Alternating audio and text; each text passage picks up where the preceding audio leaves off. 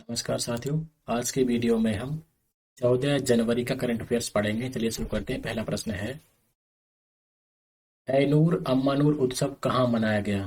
तो ये मनाया गया हाल ही में तमिलनाडु में। ऐनूर अम्मानूर नीलगिरी की कोटा जनजाति द्वारा मनाया जाने वाला एक त्योहार है।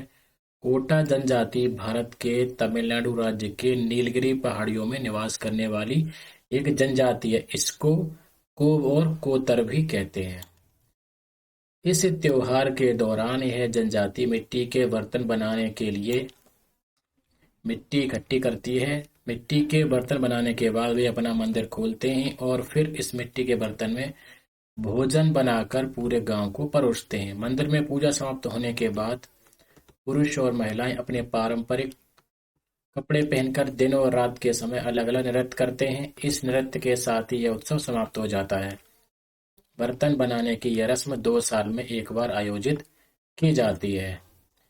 तो ये उत्सव तमिलनाडु में मनाया गया। बात कर लेते हैं तमिलनाडु की।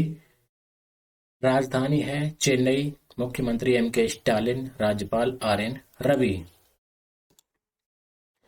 12 जनवरी को 75 साल की आयु में शरद यादव जी का निधन हो गया। वह किस क्षेत्र से संबंधित थे? तो सभी जानते हैं, वह राजनीति से जुड़े हुए थे। पूर्व केंद्रीय मंत्री और जनता दल के नेता शरद यादव जी का 75 साल की उम्र में 12 जनवरी को निधन हो गया। वे 1989 में उत्तर प्रदेश की बदायूं संसदीय सीट से निर्वाचित हुए थे।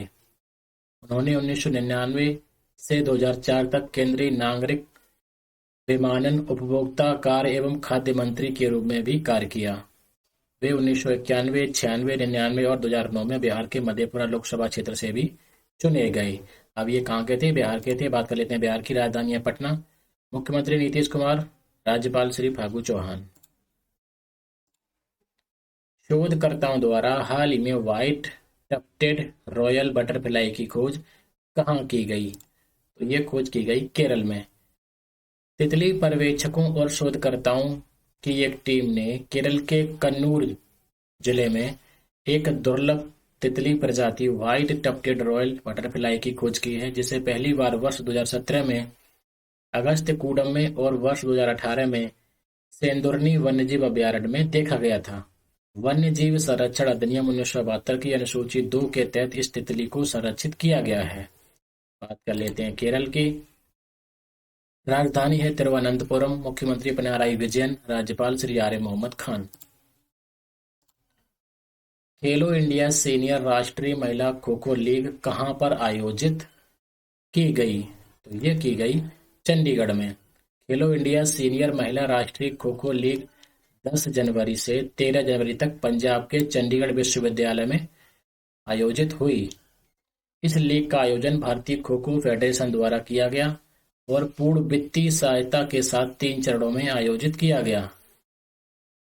बात कर लेते हैं चंडीगढ़ की। तो ये राजधानी कहाँ की है? पंजाब की है और हरियाणा की भी है। पंजाब के मुख्यमंत्री श्री भगवंत मान हैं। राज्यपाल श्री बनवारी लाल पुरोहित जी हैं। पुरुष हॉकी विश्व कप 2023 का थीम सॉन्ग कौन सा है? तो थीम सॉन्ग कौन सा है? हॉकी है दिल मेरा।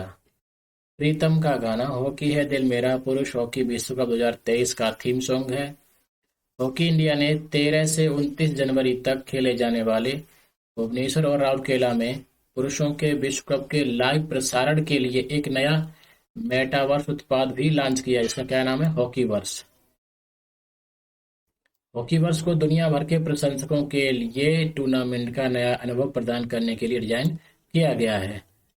तो इस नए उत्पाद को आप याद रखिए, हॉकीवर्स। ये लाइव प्रसारण के लिए लॉन्च किया गया है। और थीम सॉन्ग कौन सा है? हॉकी है दिल मेरा। गाना किसका है? प्रीतम का है। अब ये खेल कहाँ पर आयोजित हो रहा है? उड़ीसा में। राजधानी है भुवनेश्वर। मुख्यमंत्री नवीन पटनायक जी, राज्यपाल प्रोफेसर गणेशी लाल। किसे व्यवसाय एवं सामुदायिक कल्याण के क्षेत्र में उल्लेखनीय योगदान के लिए राष्ट्रपति महोदया द्वारा प्रवासी भारतीय सम्मान पुरस्कार से सम्मानित किया गया है? तो उनका नाम है अमित कैलाश चंद्र लाठ। पोलैंड के प्रवासी राजस्थानी अमित कैलाश चंद्र लाठ को राष्ट्रपति महोदया ने व्यवसाय एवं सामुदायिक कल्याण के क्षेत्र में उल्लेखनीय योगदान के लिए प्रवासी भारतीय सम्मान पुरस्कार से सम्मानित किया है। केंद्र सरकार ने आरबीआई के डिप्टी गवर्नर माइकल देव पात्रा का कार्यकाल कितने वर्ष तक बढ़ा दिया है? तो ये बढ़ा दिया है 1 साल के लिए। आरबीआई के गवर्नर शक्तिकांत दास के अलावा आरबीआई के 4 डिप्टी गवर्नर हैं, जिनमें माइकल देव पात्रा, अन्य डिप्टी गवर्नर एम के जैन, एम राजेश्वर राय और टी रविशंकर हैं। उन्होंने 15 जनवरी 2020 को आरबीआई के डिप्टी गवर्नर के रूप में पदभार संभाला था। पात्रा का 3 साल का कार्यकाल 14 जनवरी को खत्म हो रहा है। केंद्र सरकार ने आरबीआई के डिप्टी गवर्नर के रूप में डॉक्टर माइकल देव पात्रा के कार्यकाल को 15 जनवरी 2023 से 1 वर्ष के लिए बढ़ा दिया है, यानी 14 जनवरी 2024 तक। बात कर लेते हैं रिजर्व बैंक की। इसकी स्थापना 1 अप्रैल 1935 को हुई थी और 1 अप्रैल 1935 को बैंक ने कार्य करना शुरू कर दिया। 1949 में इसका राष्ट्रीयकरण हो गया। इसका हेडक्वार्टर कहाँ पर है? मुंबई में है। वर्तमान गवर्नर कौन है? शक्तिकांत दास। और ये appointed for a period of 3 years, यानी 3 साल के लिए ये नियुक्त किए गए हैं। अगला प्रश्न है, किसके द्वारा लिखित पुस्तक जादूनामा का हाल ही में विमोचन किया गया? तो यह पुस्तक लिखी है अरविंद मंडलोई ने। इसका प्रकाशन किसने किया है? मंजुल पब्लिकेशन ने। किसके ऊपर लिखी गई है? जावेद अख्तर पर लिखी गई है।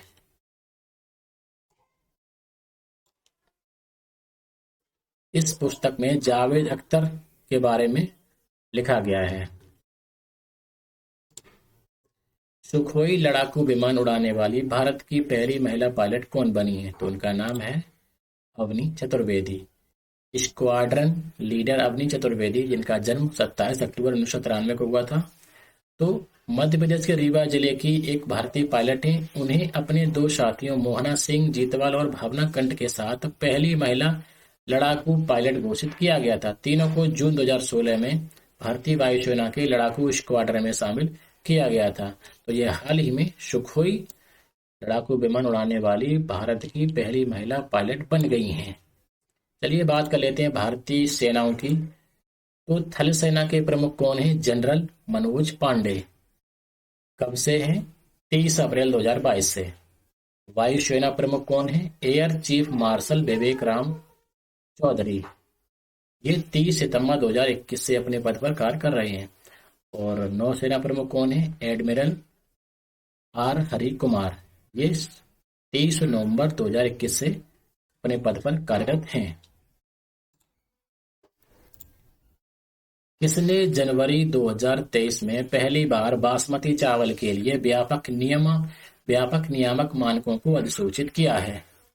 तो ये किया है भारतीय खाद्य सुरक्षा और मानक प्राधिकरण ने। इसको शॉर्ट में कहते हैं FSSAI। भारतीय खाद्य सुरक्षा और मानक प्राधिकरण ने जनवरी 2023 में पहली बार बासमती चावल के लिए व्यापक नियामक मानकों को अधिसूचित किया है। इन मानकों के अनुसार बासमती चावल में बासमती चावल की प्राकृतिक सुगंध विशेषताएं होनी चाहिए और चावल जो है कृत्रिम रंग से मुक्त होना चाहिए। बासमती चावल भारतीय उपमहाद्वीप के हिमालय की तलहटी में उगाए जाने वाले चावल की एक प्रीमियम किस्म है। ये मानक 1 अगस्त 2023 से लागू होंगे। चलिए बात कर लेते हैं भारतीय खाद्य सुरक्षा और मानक प्राधिकरण की। इसको शॉर्ट में कहते हैं FSSAI। फुल फॉर्म है food safety and standard authority of India. इसकी स्थापना 5 सितंबर 2008 को हुई थी। मुख्यालय कहाँ है? नई दिल्ली में। इसके CEO कौन है? श्री गंज कमला वी राव। अगला प्रश्न है, 10 जनवरी को भारतीय क्रिकेट में किन 3 महिलाओं ने रणजी ट्रॉफी में अंपायरिंग करने वाली पहली महिला अंपायर तिकड़ी बनाकर इतिहास रचा? तो ये इतिहास रचा है बृंदा राठी, जननी नारायण और गायत्री वेणुगोपाल ने। तो ये तीनों जो है रणजी ट्रॉफी में एम्पायरिंग करने वाली पहली महिला अंपायर बन गई हैं। वेणुगोपाल को जमशेदपुर में झारखंड और छत्तीसगढ़ के बीच दूसरे दौर के मैच के लिए सौंपा गया था, जबकि नारायणन और राठी सूरत में रेलवे बनाम त्रिपुरा खेल और पोर्वोरियम में गोवा बनाम पांडुचेरी मैच में अंपायरिंग कर रही थी। ये क्वेश्चन आने लायक है, इंपॉर्टेंट है। लोहड़ी भारत के किस क्षेत्र का एक प्रसिद्ध त्योहार है? तो लोहड़ी जो है वो उत्तर भारत का प्रसिद्ध त्योहार है। यह मकर संक्रांति के एक दिन पहले मनाया जाता है। यह पंजाब, हिमाचल प्रदेश, हरियाणा और जम्मू के लोगों द्वारा मनाया जाता है। यह शीतकालीन संक्रांति के अंत और सूर्य के उत्तर की ओर बढ़ने का प्रतीक है। यह रबी की फसल की कटाई को भी दर्शाता है। इस दिन सिख जो है चली मुक्ति की शहादत को याद करने के लिए मेला लगाते हैं और सिख अरदास करते हैं। यूएई ने किसे 28वें जलवायु सम्मेलन COP28 का अध्यक्ष चुना है? तो ये चुना है डॉक्टर सुल्तान अहमद अल जाबेर को। COP28 UNFCCC में पार्टियों के सम्मेलन का 28वां सत्र 30 नवंबर से 12 दिसंबर 2023 तक संयुक्त अरब अमीरात में होगा। संयुक्त अरब अमीरात के उद्योग और उन्नत प्रौद्योगिकी मंत्री डॉक्टर सुल्तान अहमद अल जाबेर को COP28 के अध्यक्ष के रूप में नियुक्त किया गया है। यूएई में होगा। बात करते हैं यूएई की, तो इसकी राजधानी कहाँ है? Abu Dhabi. मुद्रा क्या है? दिरहम। और प्रेसिडेंट कौन है? खलीफा बिन जायद अल नाहयान। WHO ने किस ड्रग कंपनी द्वारा बनाए गए 2 खांसी के सिरप बच्चों को नहीं पिलाने के लिए अलर्ट जारी किया है? तो ये कंपनी का नाम है मेरियन बायोटेक। और सिरप कौन कौन से हैं जिन पर बैन लगाया गया है? एम्ब्रोनॉल सिरप और DOK1 मैक्स। बात कर लेते हैं WHO की। इसकी स्थापना 7 अप्रैल 1948 को हुई थी। मुख्यालय जेनेवा, स्विट्जरलैंड में।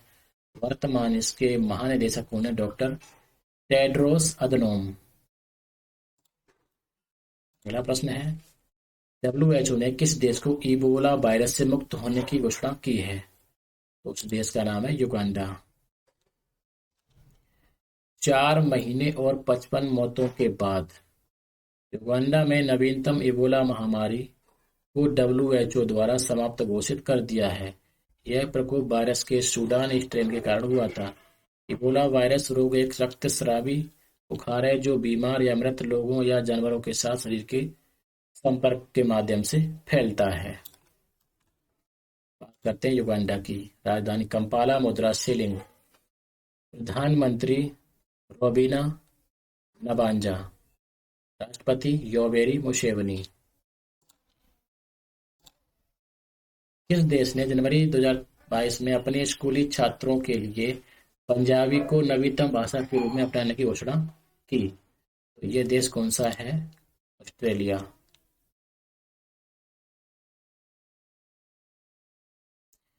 ऑस्ट्रेलियाई सरकार ने जनवरी 2022 में पंजाबी को अपने स्कूल छात्रों के नवीनतम भाषा के रूप में अपनाने की घोषणा की है। 2021 की जनगणना के बाद यह घोषणा की गई थी कि ऑस्ट्रेलिया में सबसे तेजी से बढ़ने वाली भाषा है, जहां 2,39,000 से अधिक लोग इस भाषा का घर पर उपयोग करते हैं। 2016 के मुकाबले 2021 में 80% की बढ़ोतरी हुई है। तमिल, हिंदी और कोरियाई भाषाओं को पहले ही 2021 में पाठ्यक्रम में जोड़ दिया गया था। बात करते हैं ऑस्ट्रेलिया की। राजधानी कैनबरा, मुद्रा डॉलर। प्रधानमंत्री एंथोनी अल्बानीज। दिसंबर 2022 के लिए ICC men's and women's player of the month के लिए चुना गया है। तो कौन है? Harry Brook. ये मेंस में है।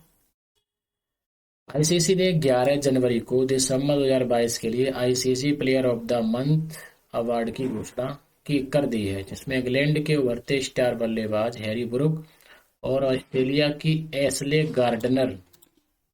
तो पुरुष वर्ग में है हैरी ब्रूक, महिला वर्ग में कौन है? Ashleigh Gardner. इनको जो है प्लेयर ऑफ द मंथ चुना गया है दिसंबर महीने के लिए। बात कर लेते हैं ICC की। स्थापना 15 जून 1909 को हुई थी। मुख्यालय दुबई में है। आधिकारिक भाषा अंग्रेजी है। वर्तमान चेयरमैन कौन है? Greg Barclay. भारतीय उच्चायोग ने किस देश के सवरागमुवा विश्वविद्यालय में हिंदी पीठ स्थापित करने के लिए समझौता किया है? तो इसका राइट आंसर है श्रीलंका के साथ। विश्व हिंदी दिवस के अंतर्गत भारतीय उच्चायोग ने श्रीलंका के सवरागमुवा विश्वविद्यालय में एक हिंदी पीठ स्थापित करने के लिए समझौता ज्ञापन पर हस्ताक्षर किए। भारतीय उच्चायुक्त गोपाल बागले और विश्वविद्यालय के कुलपति प्रोफेसर उदय रत्नायके ने भारतीय सांस्कृतिक संबंध परिषद के माध्यम से दोनों देशों के बीच सांस्कृतिक जुड़ाव के उद्देश्य से ये समझौता किया है। हिंदी पीठ के माध्यम से छात्र भारत और उसके इतिहास तथा संस्कृति से अवगत होंगे। इस अवसर पर श्री बागले ने विश्वविद्यालय में आयोजित हिंदी कविता प्रतियोगिता के विजेताओं को पुरस्कार भी प्रदान किए। बात करते हैं श्रीलंका की। तो राजधानी जो है इसकी, कार्यकारी और न्यायिक राजधानी कहाँ है? कोलंबो में। और विधायी राजधानी कहाँ है? जयवर्धनेपुरा कोट्टी में। मुद्रा श्रीलंकाई रुपया है।